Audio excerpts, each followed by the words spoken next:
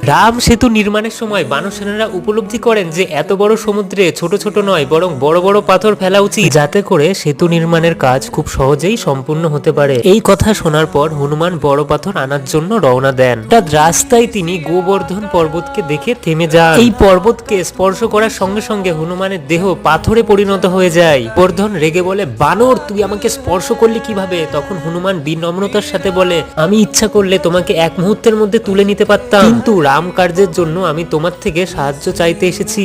তখন শ্রী রামের কথা শুনে গোবর্ধন রাজি হয়ে যায়, কিন্তু অর্ধেক পথ যেতেই হনুমান জানতে পারে রাম সেতু নির্মাণ হয়ে গেছে। অর্ধেক রাস্তাতেই হনুমান গোবর্ধন পর্বতকে নামিয়ে দিয়ে ক্ষমা চান। তখন গোবর্ধন বলেন, আমি তোমাকে তখনই ক্ষমা করব, তুমি কথা দাও শ্রীরাম একবার হলেও আমাকে যেন স্পর্শ করে। তখন হনুমান কথা দিয়ে দেন এবং এই কারণেই শ্রীরাম শ্রীকৃষ্ণ রূপে এসে গোবর্ধন পর্বতকে এক আঙুলে তুলেছিলেন।